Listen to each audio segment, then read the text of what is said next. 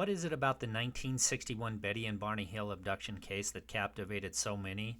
And what has the research studies on alien abductees yielded? What kind of physical evidence is there for alien abductions, and what are the commonalities between abductees? Why do some people claim to be a contactee or experiencer versus an abductee? Is there value in conducting hypnotic regressions with those who claim to have been abducted? Why has the government and the media tried so hard to discredit abductees and their accounts? Are there more than just one type of extraterrestrials who are performing these abductions, and what could be their agenda? Are some people abducted and never brought back? Join me and longtime UFO and alien abduction researcher Kathleen Marden as we discuss her 30-plus years of research into these questions and more. Well, greetings, fellow truth seekers, and welcome once again to Passion for the Paranormal, bringing a passion for the paranormal to you. I'm your host, Curry Stegan, and I'm so excited to be here with you once again, and hope you are staying safe during these uncertain times. And tonight I've got none other than Kathleen Marden joining me on the show. And Kathleen is not only the niece of Betty and Barney Hill from the famous 1961 Betty and Barney Hill abduction case in New Hampshire, but she's also a UFO and alien abduction researcher. She's got over 30 years of research under her belt. And so it's so exciting to have Kathleen on the show to be able to talk with her. And she's also done a lot of work with the late, great Stanton Friedman, which if you've followed the UFO topic for a long period of time, you're probably very well aware of who he is. And so excited again to have Kathleen joining me on the show. I've been wanting to have her on the show for some time. So looking forward to that interview. If you haven't been over to the website, please head over to passion4theparanormal.com. And there you can catch up with some past episodes. You can check out some cool Passion for the Paranormal merchandise. And you can also check out content from past guests who've been on the show. So I hope you'll pay the website a visit. Also, you can head over to facebook.com/passion4 the paranormal, and you can like and follow us there. And if you know of a friend, family member, or coworker you think that would like to tune into the show, please go ahead and share a link with them. Whatever podcast app you're using, and we're pretty much on all of them. Please make sure you hit that subscribe button. And that'll really help us and helps listeners to find the show and really helps us to keep it moving forward. And without further ado, I'm going to go ahead and get in a discussion with Kathleen. Again, I'm so excited about this interview, and I really think you're going to enjoy this one, and thank you so much for tuning in. Okay, so my guest tonight is Kathleen Marden. And Kathleen is a leading authority on UFO and non-human intelligence contact, and she is the author of several books on the subject. She earned a Bachelor of Arts degree in social work and worked as an educator and education services coordinator while attending graduate school. She is a practitioner of regression hypnosis and the quantum healing hypnosis technique. Her interest in UFOs and contact began in 1961. When her aunt and uncle in the famous Betty and Barney Hill case had a close encounter and subsequent abduction in New Hampshire's White Mountains. She has been a researcher of the UFO contact phenomena since 1990 and is MUFON's Director of Experiencer Research Team, and she is on the advisory board and consultant to the Edgar Mitchell Foundation for Research into Extraterrestrial and Extraordinary Encounters. Her books are Captured, The Betty and Barney Hill UFO Experience, Science Was Wrong, and Fact, Fiction, and Flying Saucers with nuclear physicist and scientific ufologist Stanton Friedman. Her book, The Alien Abduction Files, with co-author Denise Stoner, gives in-depth coverage on 2 of her major cases and 4 additional cases she personally investigated. Her latest book, Extraterrestrial Contract, What to Do When You've Been Abducted, is a comprehensive guide to the UFO abduction phenomena.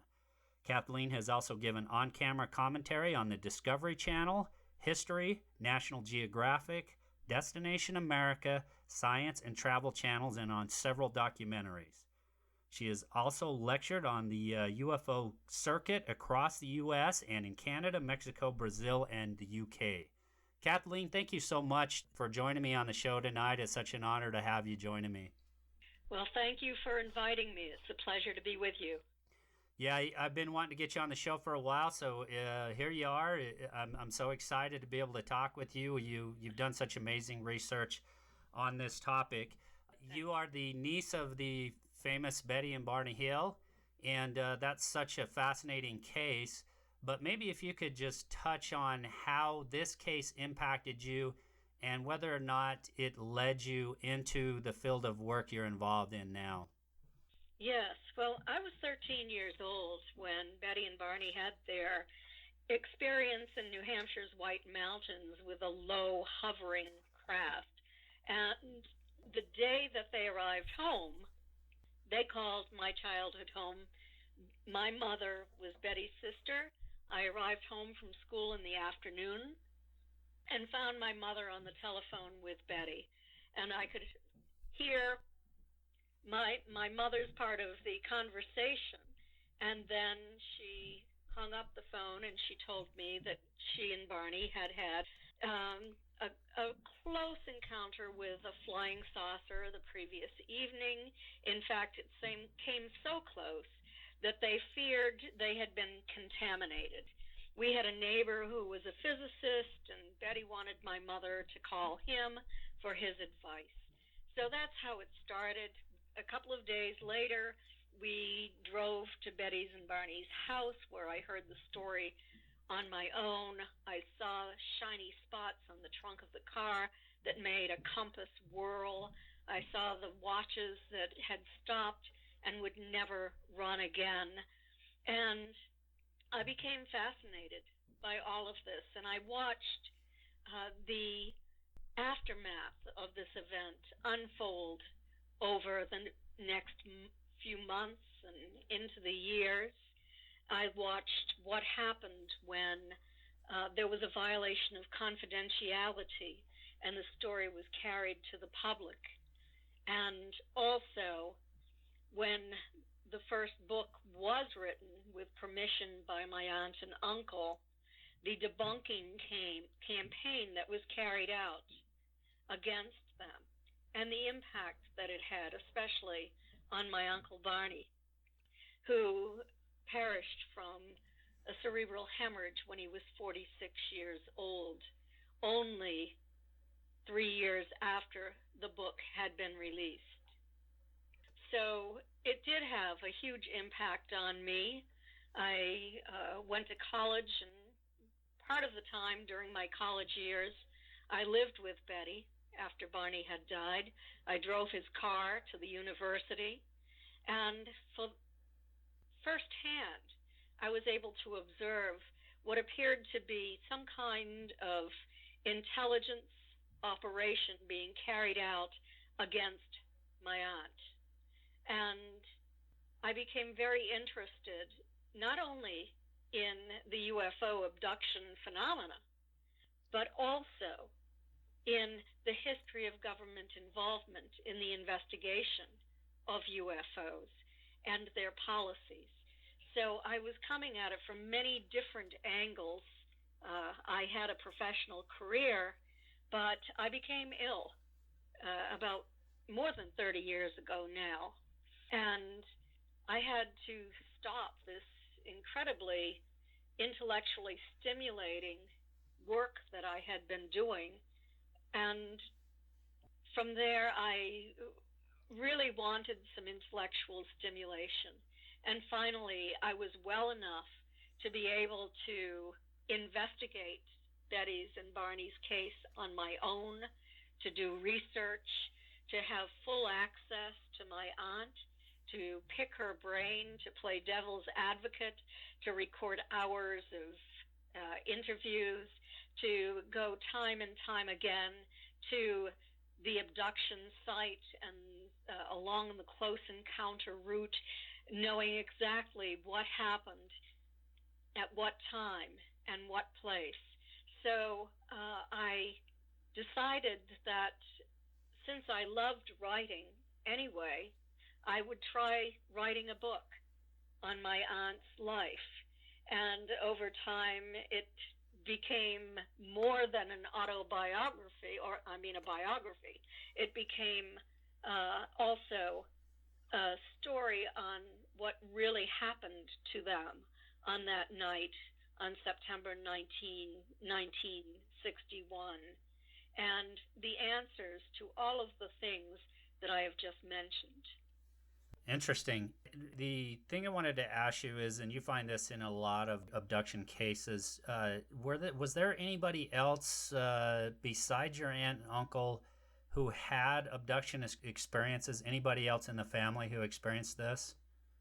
Not that we knew of in that time frame.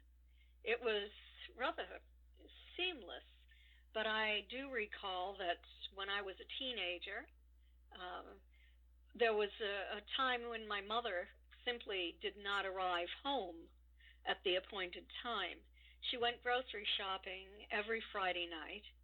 She would leave the house at a certain time. My father would be home with us. I had two younger brothers.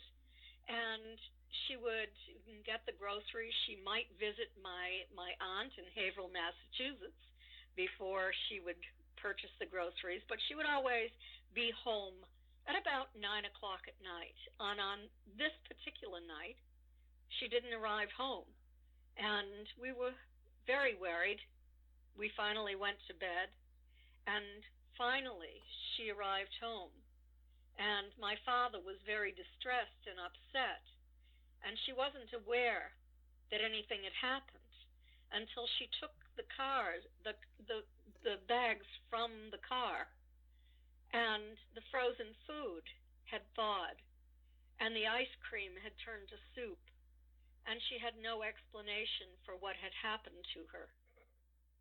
Wow. And you'd mentioned the government involvement in the case, and that was a long while back, and there does seem to be a different level of involvement now, but I'm kind of curious to get your take on it. Now, do you think this government intervention still happens on these types of cases today like it did back then? Some people claim that it does, but those are the children of government scientists, of military officers who were involved in the nuclear weapons industry, and it seems that a very high percentage of their children believe that they have been taken. And when they speak about it, they tell me that there are consequences, that their phones are tapped, that they are followed, that they're threatened, that sort of thing. And many of them have wanted me to carry their story to the public, but I won't do it because I enjoy my comfortable life and doing what I do to help others, but I'm not going to be sort of a whistleblower for them to help to carry their story to the public and place myself at risk. Sure, and that makes perfect sense. So you've now written 5 books on the UFO subject, including one you mentioned on your aunt and uncle and on their case. So the latest book, again, is Extraterrestrial Contract, What to Do When You've Been Abducted. Based on this book, what can you expect? Well, first of all, let me back up. What led you to write this book, and what can the reader kind of expect from reading this? Well, I have been very interested in the investigation of UFO abductions and contact since I began my investigation for the Mutual UFO Network. That was way back in 1991. And over the years, I've worked with many experiencers. And since 2011, I have been the director of MUFON's Experiencer Research Team. And we have an average now of about 85 cases every month who come to our team looking for just non-judgmental listening, support, ideas, referrals for professional help that they'd like to seek out, that sort of thing, support groups. And we can't reach everybody. And so what I wanted to do is to provide a comprehensive guide for the people who have so many questions about what is going on in their own lives, to help them come to a better understanding of if they are being taken, how they can collect evidence to know if this is true, the psychological impact of this, and how to integrate this into their personal lives. What other explanations there might be that are alternative explanations to contact if they find that that is not what is occurring in their lives. So there is a worksheet at the end of every chapter for people who are searching for answers to their questions. So it sort of supplements what we do on MUFON's experiencer research team. But it is also a book for anyone who is interested in extraterrestrial contact. I have written about some of my best cases, and I always make it into a very interesting story. So the book is just jam-packed with good information and reliable information. Yeah, and you'll hear a lot of times abductees kind of have this helpless feeling about being taken and what they're experiencing, almost like there's nothing they can do. So are there, in this book, is it that there are things that they can do that perhaps could even prevent further abductions from occurring?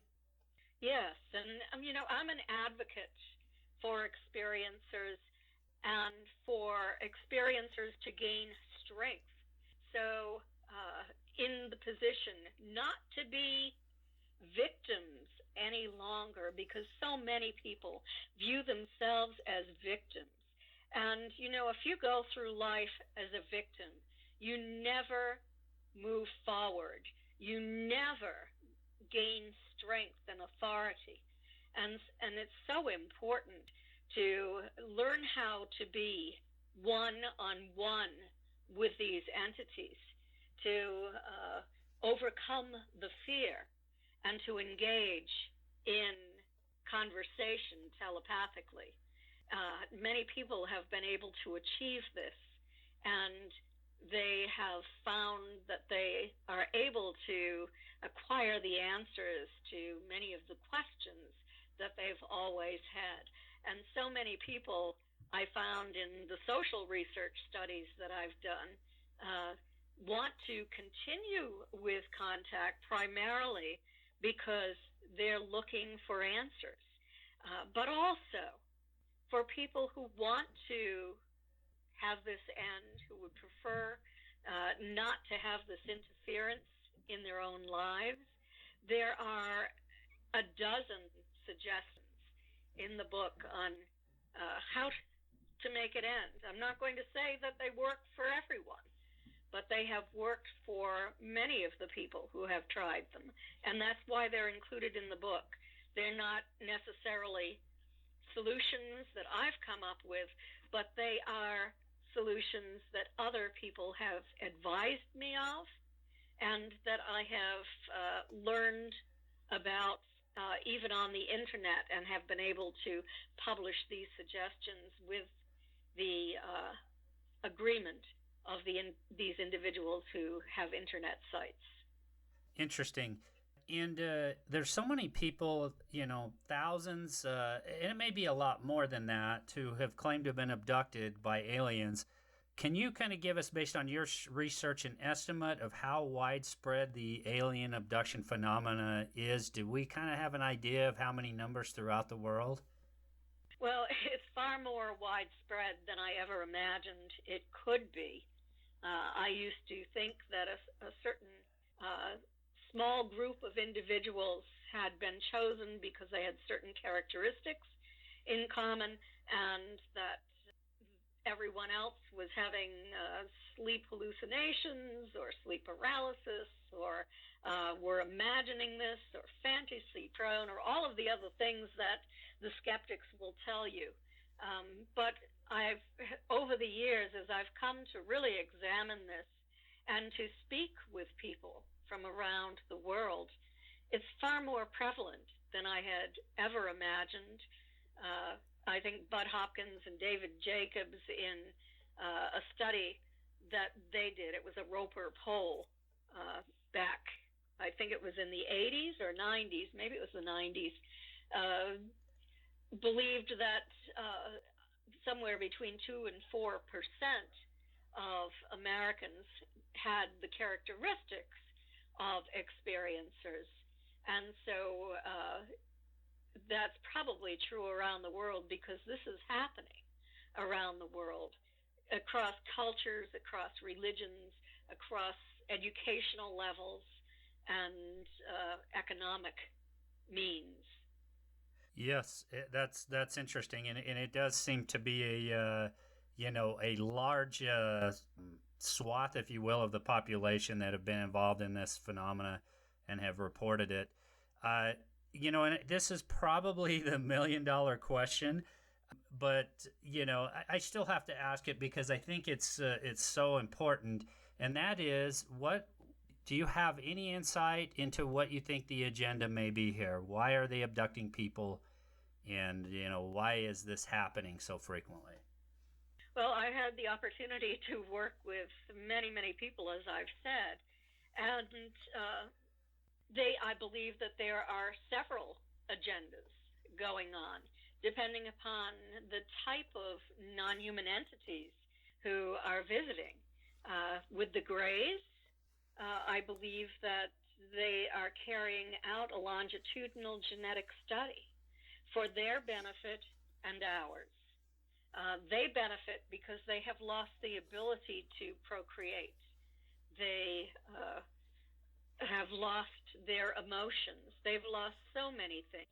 And they are trying to regain some of these things that they've lost. But in exchange for this, they are attempting to upgrade the human genome as well. And they are very, very concerned. They've been talking about this since the mid-1950s. They're concerned about our use of nuclear weapons. They're concerned about pollution on this beautiful planet that could cause environmental collapse. And they've seen this happen elsewhere, they say. And so I think that these are their primary concerns. They're for the human types that look very much like us, but only slightly different. They say that they, at least one group that I'm aware of, at one point in time, hundreds of thousands of years ago, lived on this planet. And there was an environmental collapse, and they had the means and the technology to move on, but not everyone was able to go. And they found another planet, not as nice as this one, but now they travel throughout I don't know if it's the galaxy or the universe. They have the capability of hopping through space and time in these craft. And they come by the Earth from time to time to check up on us and to assist in our development. And they check up on people that they claim they have known through all lifetimes. So that's quite astounding to hear that, but I do. There's another group, who are kind of like the mantis types, the insectoid types. They work sometimes with the Greys, and I have to say that there are some Greys who are more benevolent and kindly than others, according to what experiencers say. The ones who are working on the hybridization program on the craft and who are presenting these distorted, half gray, half human hybrids to experiencers to hold is sometimes revolting to these people. These people feel that they are being exploited. There are emotional experiments being done on these humans to try to evoke strong emotions from them. There is hormonal material being extracted from humans by one of these groups. So I can understand why people would not want to continue a relationship with them. But there are others who are much more kindly. In terms of the insectoid or the mantis types, they work with one of these groups of grays. I don't know if these grays are actually sentient beings or if they are robotic or bio-robotic. It is said that they move only when instructed to do so, and they carry out a specific duty that does not take a great deal of intelligence. So the insectoids can be cold, I am told, by the experiencers that I've worked with. They have their job to do, but there are other experiencers that I've worked with in hypnosis who have amazed me because they say that they have been taken to the moon, to kind of a biosphere on the moon, where they meet with their kind, and that these humans, have insectoid souls, that they were this race in a previous lifetime, but they had volunteered to come to this planet, they say, to raise human spirituality, to increase our level of spirituality for our survival. So, not every race, but almost all of them are projecting toward the humans that they interact with kind of a message of benevolence. Many humans believe them and many do not. So I think it all depends upon the personal opinion of that human and on the level of fear that human is still carrying within. Yeah, and I find it interesting because you already mentioned a couple of researchers in this area, Bud Hopkins, Dr. David Jacobs, and it seems to a certain degree that they reach different conclusions about what the agenda may be. And I'm just curious what your take is on that, and if maybe there may be a few that have somewhat of a hostile agenda in doing this. Well, I think that Bud and David both shared kind of a negative opinion on this visitation. They were not happy about what was occurring in the lives of the experiencers that they worked with and hypnotized. But because Bud passed away long before David, and David is still alive, but in a senior living environment now. And David came to the conclusion over time that these non-human entities, and he calls them insectolins, are producing hybrids on craft that are then coming to Earth and setting up apartments and living on our planet looking very much like humans. Now, I have never worked with anyone like that, but I have worked with humans who tell me that in a previous lifetime they had an extraterrestrial identity, soul, and that they had volunteered to come here for the benefit of our planet. So the information that I have received is different than the information that David received. And I have been doing this for 30 years. I know that Bud did it for at least 30 years too. But I think that we've moved along and gained a deeper understanding of what is occurring, and especially through the research studies that we have carried out on experiencers.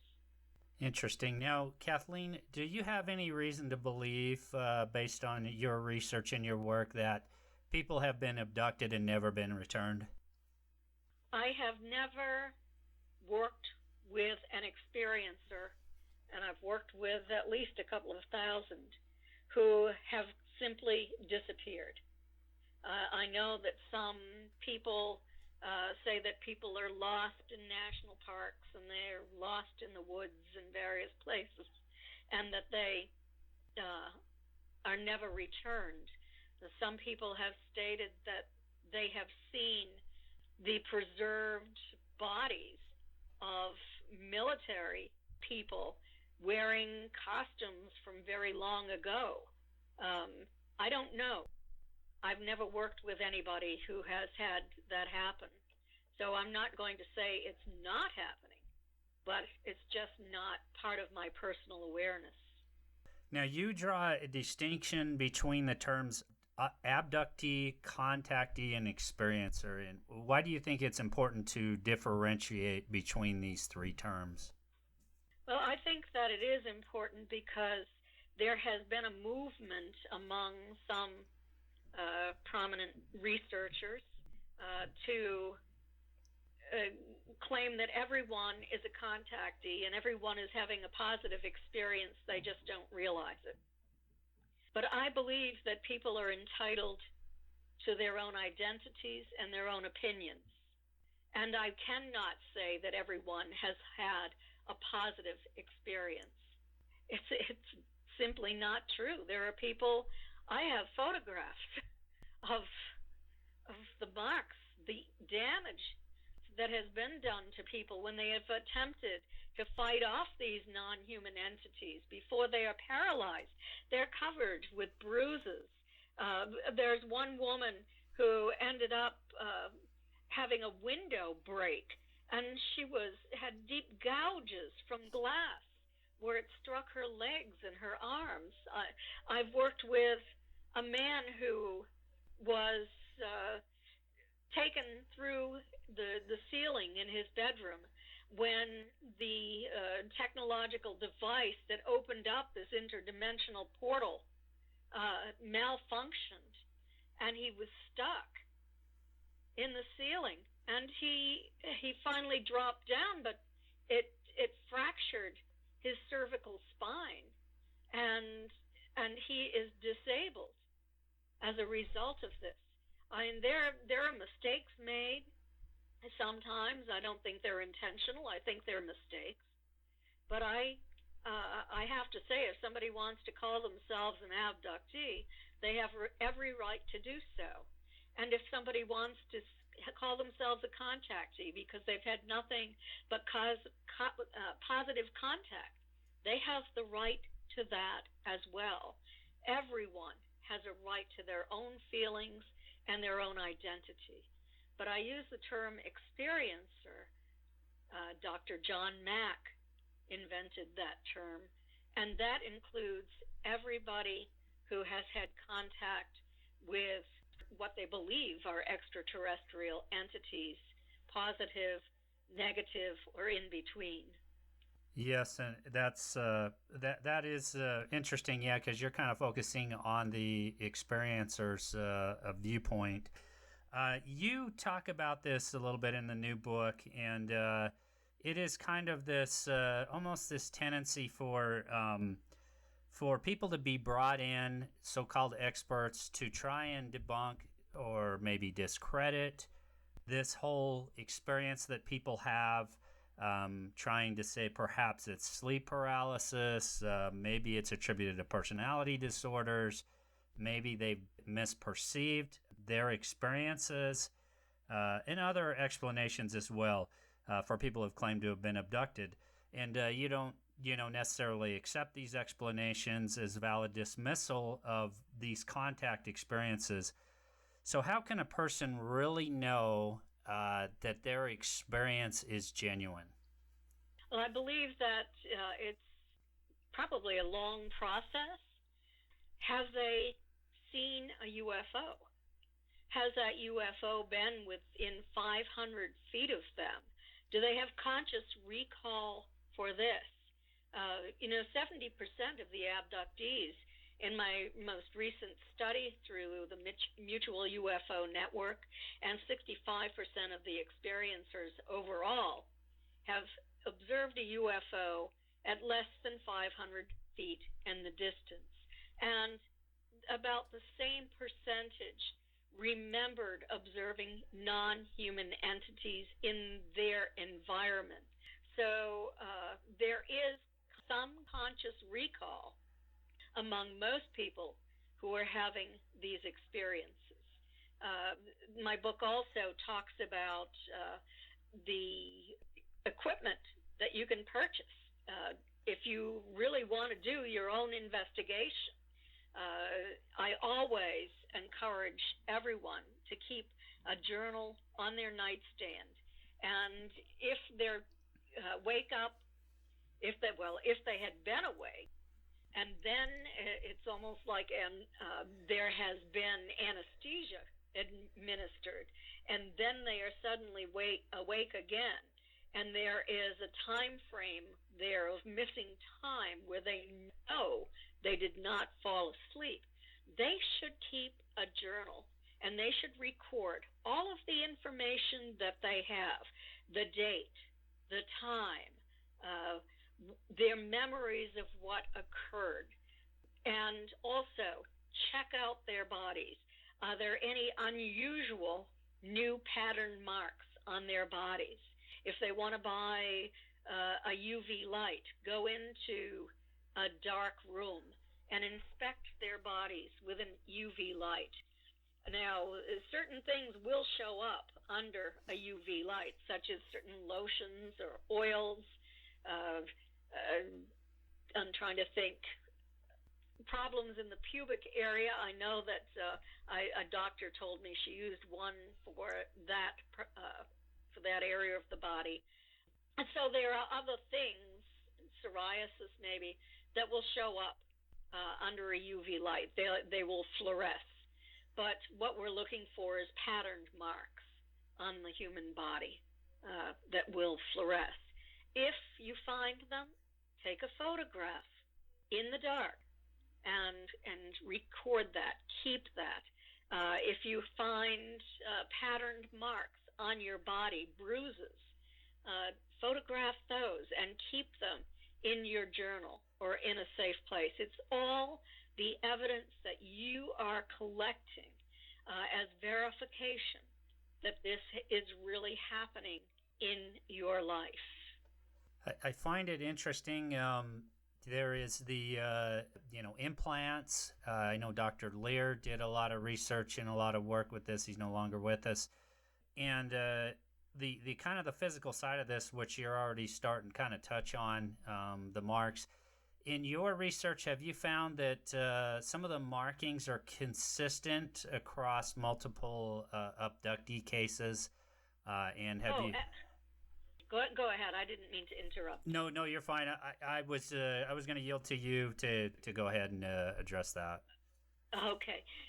Yes, absolutely. I keep a catalog, and my team we keep one catalog of marks, pattern marks on experiencers' bodies, and we find that someone in Florida, for example, might have a mark, a specific patterned marking on their body. And then we can find that someone up in Canada has the same marking, and someone from down in South America has the same marking on their body. The question is, why are they doing that? I don't have the answer to that. I wish I knew. Yeah, it's fascinating stuff. It really is. Now, in your new book, or your latest book, you address the commonalities of experiencers. You share this in the chapter, What Social Researchers Have Learned About Contact. And tell us about MUFON's experiencer research study, where they looked at 516 people and what was gleaned from that research. Well, I think it was a very important study. We had 118 questions, and as you said, 516 people participated. They were primarily people who had come to MUFON's Experiencer Research Team seeking help. And the people on my team, we have 32 members now, and we have 5 mental health consultants. But they had interviewed experiencers if they thought that this was a real event. They asked the individual to complete the experiencer survey. And so we had that. But how do you really know? What we did is we asked Dr. Don C. Dundary. He's also a consultant on our team. He is retired from McGill University, and he spent his life as a psychologist and a research scientist. And he's had a long-term interest in the contact phenomena. And so he administered the American Personality Inventory. That inventory has an interesting background. He helped on the development of it with Bud Hopkins and Ted Davis, who is a clinical social worker from Long Island. And they condensed it. Dr. Dundary did a lot of experiments with it and finally condensed it down from 600 questions to 65, which is a lot easier if you're trying to get a large group of people to complete a survey or a test. Sure. So he administered it. And what he was able to do was the test was developed to determine who has UFO abduction syndrome as opposed to who is a wannabe or a simulator but really knows a lot about the topic but hasn't really had the experience, and as opposed to a member of the general population who doesn't have the emotional signature or the knowledge or the desire to be an experiencer. And so he administered that, and we were able to define what category different people fit into. So we had those who had UFO abduction syndrome. We were able to look at their responses as opposed to experiencers in general. And what we found is that among those who had UFO abduction syndrome, there was a higher degree of individuals who had become psychic, who are empathic, meaning that they feel the emotions of others as if they were their own. It's kind of a psychic sense that they can even sometimes know if another person is ill without really knowing, but just from sensing this from their body. Sometimes they become healers. We asked about their religious beliefs, and 45% of the experiencers overall said that they practiced a formal religion. It was 55% among the abductee group. But 86% of the abductee group said that they had become more spiritual as a result of their experiences. With the experiencer group, the wide general group, it was 69%. So still quite high. And we discovered that there are primarily 2 paranormal kind of experiences that happen in their homes. One is the presence of internally lighted orb that seemed to have intelligence and also kind of a motion in the mattress as if something unseen is walking on it. So those were pretty interesting statistics. We also found that experiencers and abductees had certain health-related problems that they attributed to contract at a much higher rate than the general population, such as migraine headaches, nosebleeds, chronic fatigue, and immune dysfunction syndrome was at 30, I believe it was 37%, and it was less than 1% in the general population. Also, fibromyalgia is fairly widespread among experiencers of especially abduction. So that was quite interesting. But then we asked, have you ever been healed by these non-human entities? Among the experiencer group in general, it was only 10%. But the abductee group said yes in 45% of the cases. So that was quite high among the abductee group. So I think we learned a lot.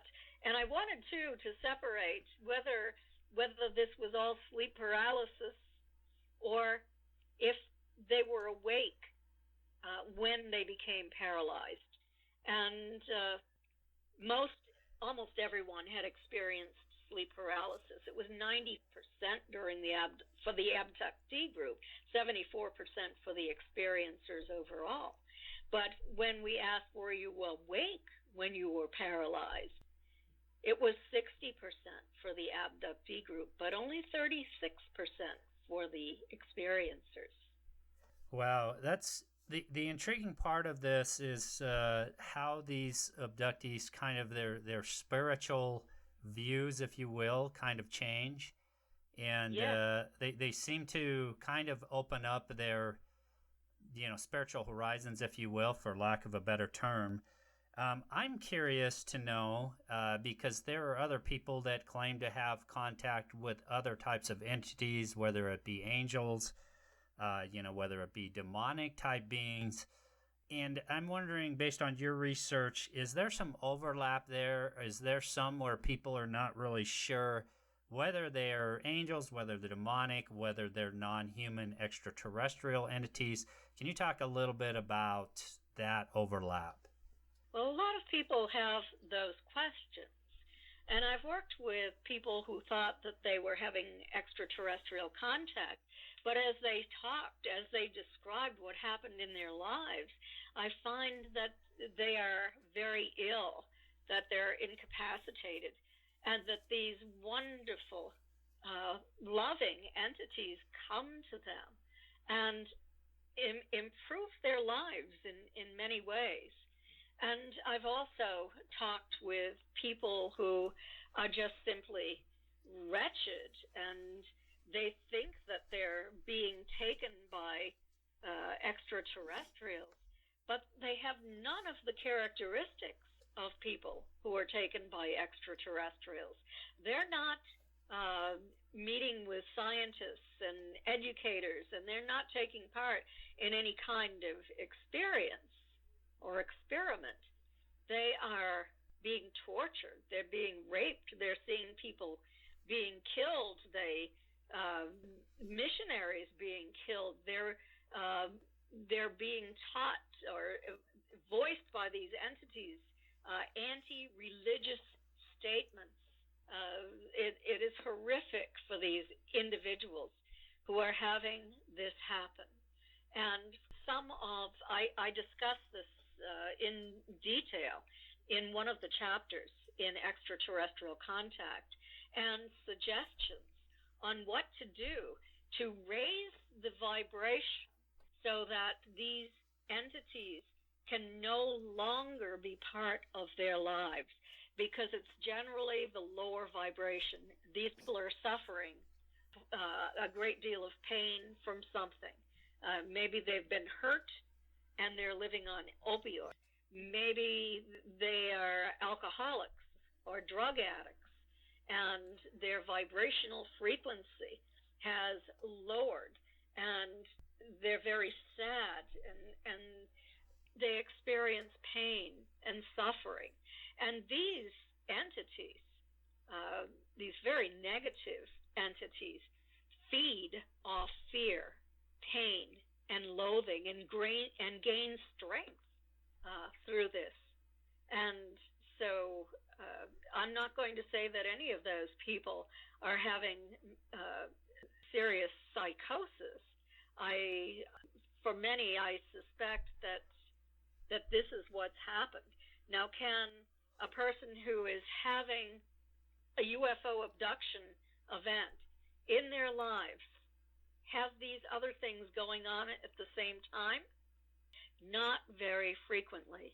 But I wrote about one very big case that I had, that I investigated in my book, Extraterrestrial Contract, the case of Matt, who was a commercial pilot who decided to retire and open up a small airport, and had his first UFO experience and became fascinated with it, and thought that he could call in these extraterrestrials and sit down and have a nice conversation with them. He knew nothing about the topic. And not only did craft come, but they took him. And not only that, but there was demonic activity as well, and angelic activity, and time slips. When you think of the Skinwalker Ranch in Utah, all of the things that were happening there were happening on this airport. And it's quite a story. But generally, no, that's not happening in the homes of most experiencers. Now, Kathleen, given the possibility that people are ridiculed, debunked, sometimes discredited by whoever it may be, whether it's government, media forces, whoever it may be, why would anyone be willing to come forward and talk about their abduction account, especially publicly? You know, most people wouldn't. They don't want to subject themselves to ridicule. They don't want the public to believe that they have a psychiatric illness. They don't want to be shunned by members of their community or go out of business because everyone wants to avoid them. So most people don't. But there are some prominent people who have come forward recently, and I'm so pleased that this has happened. One of them is Terry Lovelace, who is the former Assistant Attorney General for the state of Vermont, who is a lifelong experiencer and has written a book about his contact events and his attitude toward all of this. And then I found out that two more colleagues have come forward with their book on contact. And one of those is the famous Robert Hastings, who I always thought of as such a careful, cautious investigator, highly respected in the field. He wrote the book UFOs and Nukes, and is known for that. Who would ever think that he was an abductee? And he's written a book about his life and confessed that he is. And he did this with Dr. Bob Jacobs. And I met Bob Jacobs for the first time when I spoke in England. He was speaking at that conference as well. Highly intelligent man. He was in the service when he had contact. He went public with it. I think it was the Air Force he was in, didn't like what he did. He is now a professor emeritus from a university. Highly respected position, And he has joined Robert Hastings in writing this book on confessions on their contact with non-human entities. And another one, Robert Salas, who has a master's degree, and he wrote the book about his experience as a military officer. He was a lieutenant, and he was in the silo when a UFO hovered over the base and shut down all of the nuclear weapons.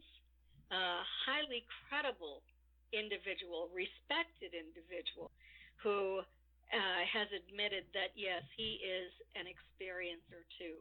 And, you know, this really helps when credible people step forward and, you know, put their credibility on the line. But who is going to say, with all of the credibility that they have had through an entire lifetime, and now they're old men, after a highly successful career, who's going to say, forget these people, they're not credible? Absolutely. And, you know, it's funny you mentioned Terry Lovelace. He was on the show several months back. Fascinating case. Really enjoyed the discussion I had with him while he was on the show. I wanted to talk about hypnotic regression a little bit because you do some work there. This is, you know, a lot of people feel, and even in the UFO community, feel this is controversial. Some feel like, you know, that the subject is being led in a certain direction. And, you know, you've done a lot of work in this. How do you kind of address those concerns? Well, I'm one of those people who believes that it's very controversial. And I know that if a person is not highly trained and not highly knowledgeable, they can easily lead someone to confabulate. And also, I know that people can lie under hypnosis. And if they want to fool themselves, if they really want to be an experiencer and they've read all of the books on it, they can repeat what they've read under hypnosis and then say, oh, it came out of hypnosis and it really is true. So you have to be very, very careful with hypnosis because it's easy to confabulate under hypnosis. I use a technique that I learned. It's called forensic hypnosis. And in forensic hypnosis, you don't ask any leading questions. I know that some of the earlier hypnotists who were untrained and worked with many abductees asked loads of leading questions. But with forensic hypnosis, which used to be admissible in a court of law but fell out of favor back in the 80s when false memory syndrome was the hot topic in the media, I think that it's still good, and I think it's the best way to get to the truth of what occurred. And so any question that I formulate is based on what the experiencer has just stated. I don't ask any leading questions. And I always tell the experiencer that if they are tempted to guess something or to lie about something, they won't be able to speak. So that's a good way to work with individuals. But at the same time, I use all of the techniques so that if somebody is having a difficult time, I can help them to move away from that. I can help them to feel calm and collected and just to look at it without feeling it and that sort of thing. So you have to be highly skilled, and you have to have a good working knowledge of psychology too. I spent several years studying hypnosis before I actually trained to become a hypnotherapist. And I wrote a paper at one point, a research paper, on all of the studies that I could find on hypnosis at the university in the library. So I come from it from kind of an academic background, scholarly background, and also from a practical background. And I combine all of that knowledge that I've acquired to do the best that I can. I want to say, too, that a lot of people have the false belief that if they have hypnosis and they're experiencing a lot of anxiety, hypnosis is going to cure that. That's not true. And many of the people who use hypnosis with experiencers find that people have more information, but they continue to feel anxious about what is going on. And then they have to go to support groups on a regular basis to try to work through all of this, or see a counselor to work through the trauma that they might have remembered or experienced. So I'm very, very careful when I work with people to make sure that they're not going to carry with them this trauma. And if I find that they are experiencing trauma under hypnosis, I'll give them the choice of remembering it or forgetting it. Some people just want to forget that part of it. Sure. And so, I help people in whatever way I can. I have a lot of different techniques.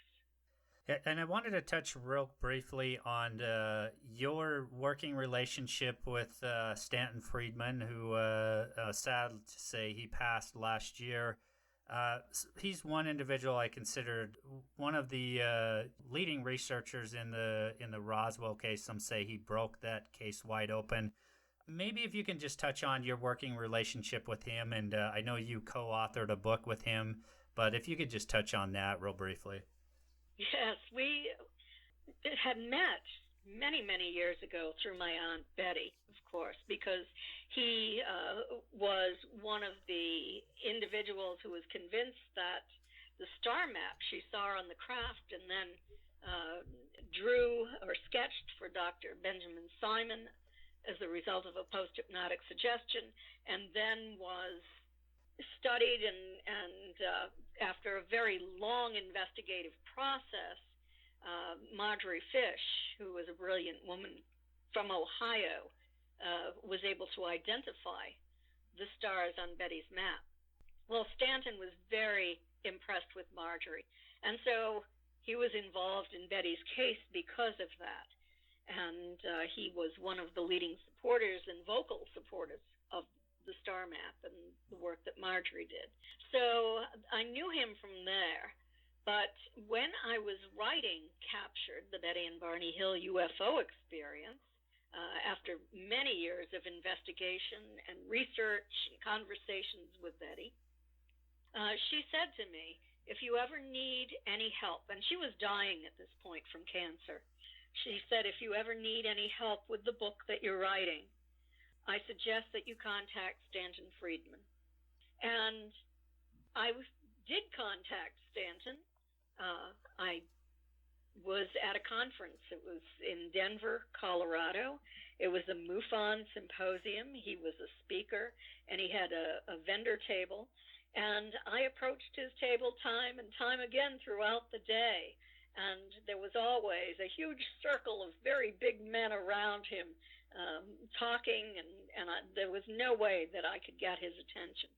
So I thought, well, this is probably useless, but at the end of the day, I went to his table, and there he was alone, packing up the remainders of his book. And I said, there's something I'd like to talk to you about. And he said, have you had dinner yet? And I said, I hadn't. And so we sat and we talked for hours about what I was doing and what I had done. And he said, well, before I'll commit to anything, I want to come to your house. I want to see Betty's collection, and I want to read your manuscript, and I want to talk to you about everything that you've done here. And so he finally did drive down, and we talked for a couple of days, maybe more. He looked at everything. I allowed him to photograph many copies of the information that I had. They're probably in his archival collection now in New Brunswick. And he agreed finally to cooperate on the book with me because he said that I was being scientific and unbiased. And so he reviewed my work, he vetted it for accuracy, and he wrote the 2 chapters on the star map and on the debunkers who were claiming that people could have thrown marbles into a sand pit and found a constellation, which, that could possibly be true. But that constellation that Betty drew has very special properties. There's nothing incidental about that. Those stars were all believed to be sun-like stars, although only 5% of the stars in that part of our local galactic neighborhood are sun-like, and all of the sun-like stars in that area of our galaxy are on Betty's map. So, and from one star to another, it makes sense, according to the astronomers who investigated this, who vetted this, it makes sense that if we were going on space exploration to find inhabited planets, we would follow that route.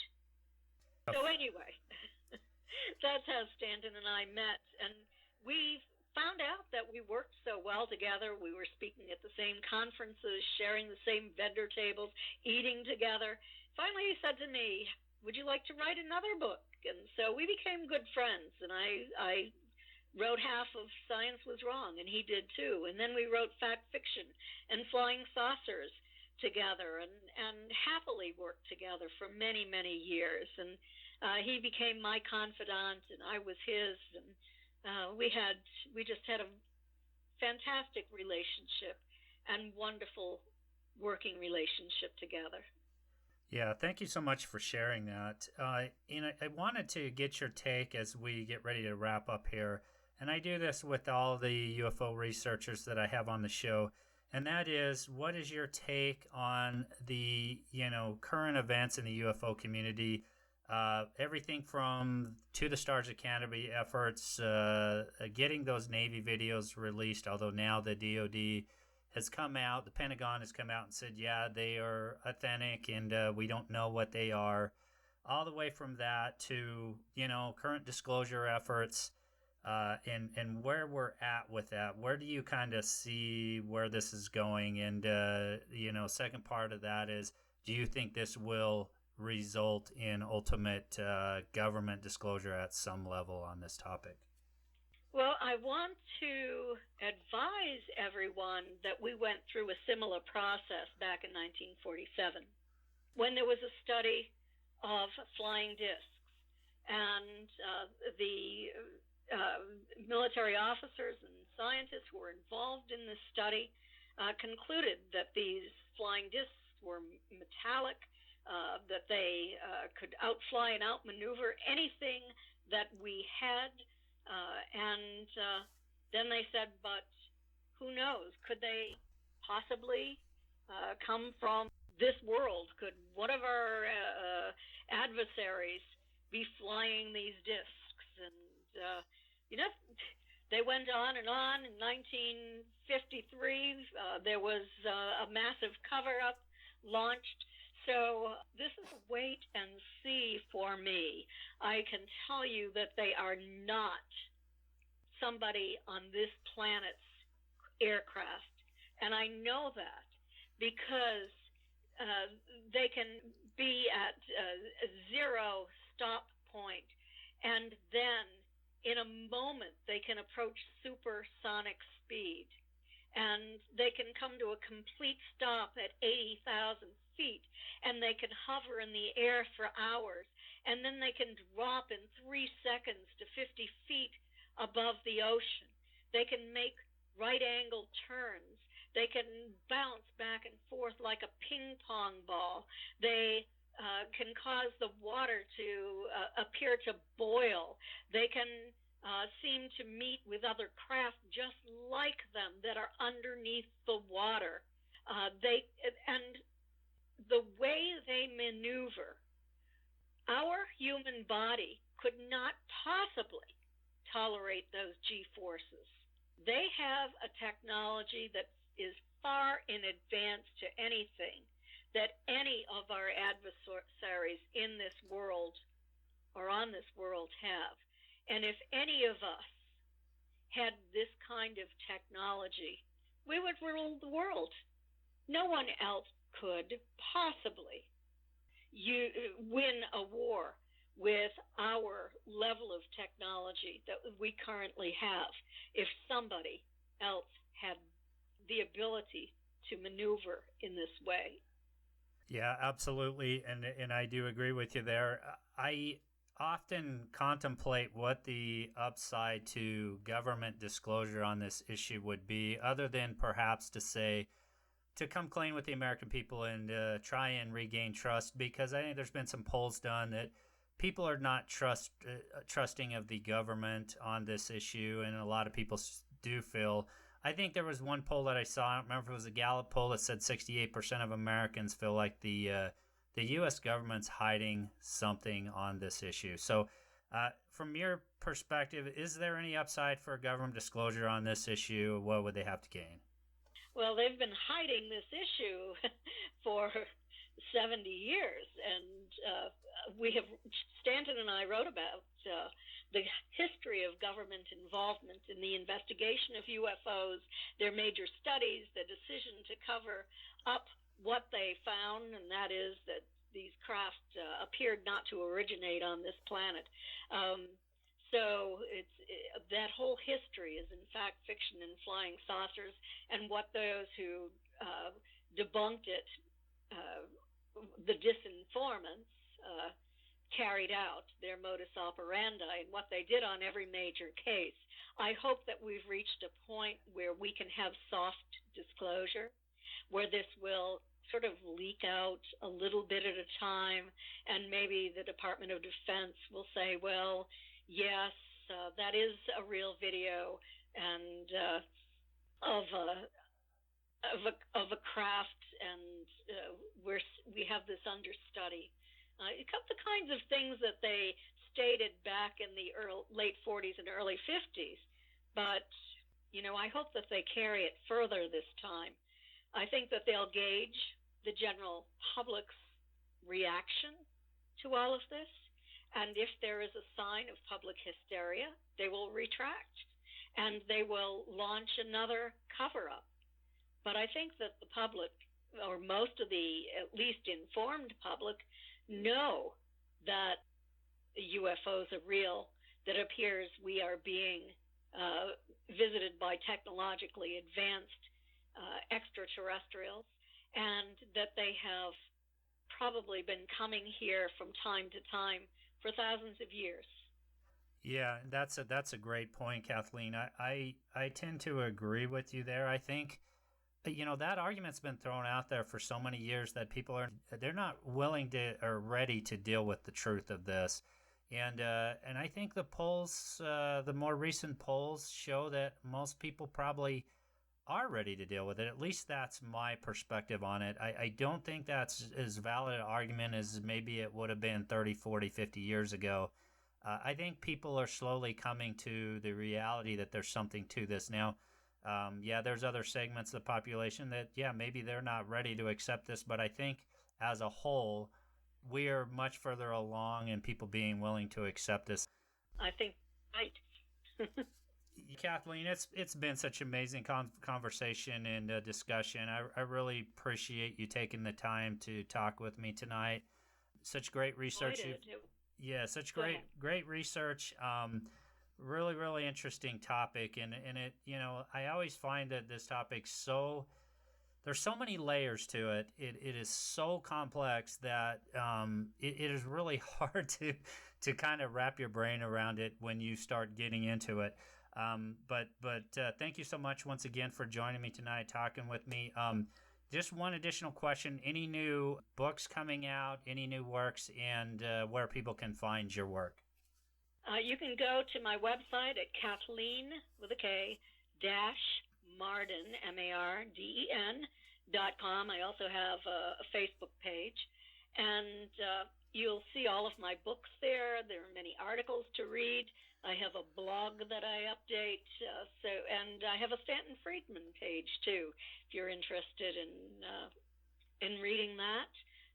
So all of my books are available at Barnes and Noble, at Amazon, and they're available in multiple formats, from audio book to ebook to hardcover to softcover. So you'll find all of them there. I have had my bookstore closed, but I'm trying to find a way of being able to mail books from my home. So I'm planning to open my bookstore fairly soon. All right, great. Well, once again, Kathleen, thank you so much for joining me tonight. It's been a real pleasure, and have a great night. Thank you. It's been my pleasure, too. Okay, so that just about does it for tonight's show, and once again, big thanks to Kathleen Marden for joining me on the show. I was so excited to talk with her about her many years of research into the UFO and alien abduction phenomena. If you had not subscribed to the Passion for the Paranormal newsletter yet, that's one other thing you can do on the website.